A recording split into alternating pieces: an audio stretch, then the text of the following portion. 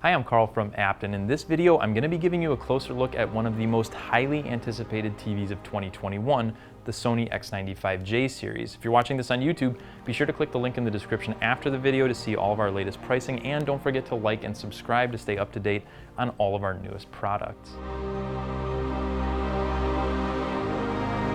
The X95J is the updated version of the Sony X950H series and has several features that make it a TV worth adding to your home theater. Starting off with the design, the bezel is almost non-existent, which makes it look extremely sleek, and the pedestal gets a refresh. The 75 and 85-inch versions have 3 different configurations. On the 75-inch model we have here, the standard pedestal width is 65 and 5/8 inches, narrow is 24 and 1/8 inches, and in the soundbar setup, it's also 65 and 5/8 inches, but the TV is raised to accommodate a soundbar in front without blocking the picture. The 65-inch model, which hasn't been released as of the filming of this video, will only have 2 configurations, standard and soundbar. It does not get that narrow setup, unfortunately. For connections, you get 3 USBs, 4 HDMIs with numbers 3 and 4 being 2.1, which I'll talk a little bit more about in a moment. You get an IR input, a mini plug analog input that also has S-center channel functionality for anyone with a compatible Sony soundbar. There's a mini plug analog audio output, RS-232C, optical audio out, Ethernet, and an antenna input with an ATSC 3.0 tuner for future 4K broadcasts, which is another upgrade over the 950H.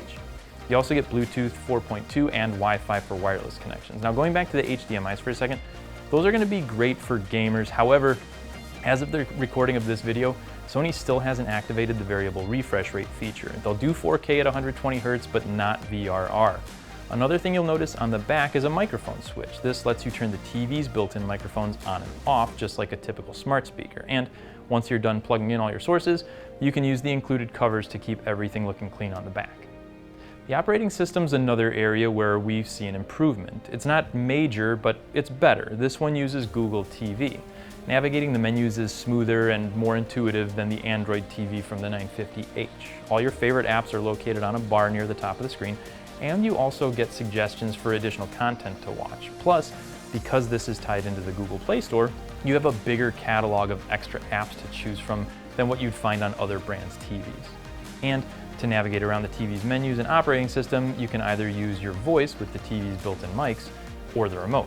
The remote's the same one that comes with almost all the Sony TVs now. Unfortunately, this one isn't backlit like you get with the A90J, but it still makes getting through the menus and smart features easy. Then we have the audio, which, when compared to other new TVs, is actually pretty decent. The X95J features acoustic multi-audio to make it seem like the sound is coming from where the action is on the screen, and it does a good job. It's got 2 mid-range drivers, 2 tweeters, and a single sub, each getting 10 watts of power.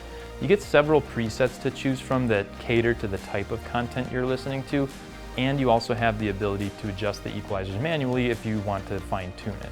All that being said, this picture is so good that it deserves to be connected to a soundbar or a full surround system.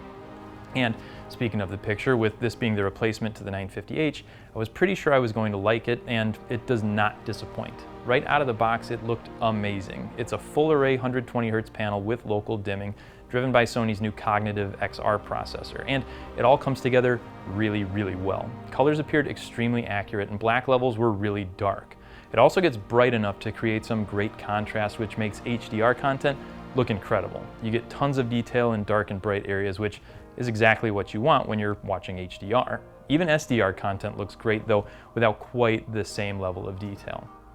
As far as light bloom goes, it's better than the 950H. It's not perfect, of course, it's not an OLED, but when you're watching content, even with subtitles turned on, I didn't find it to be distracting at all. The only time it was really obvious is when I was standing off to the side and watching an actual light bloom test.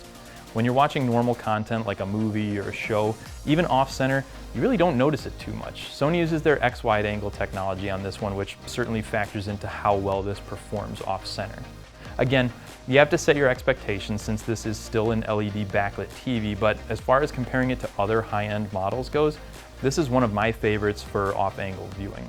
Now, motion and fast and slow was also handled extremely well, as with the other Sony models we've looked at.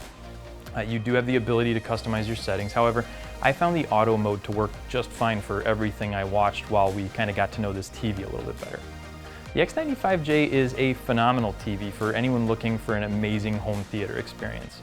I'm not sure I can completely endorse it as a great gaming TV yet without the variable refresh rates being active, but if you want a great TV for movies, sports, and HDR content, and you have the budget, this is one you'll absolutely want to make sure you check out before making your final choice. If you have any questions on the X95J series or any other TVs we carry here at Apt, be sure to call, email, or chat with one of our experts online. We're always happy to help. Thanks for watching, and we'll see you in the next one.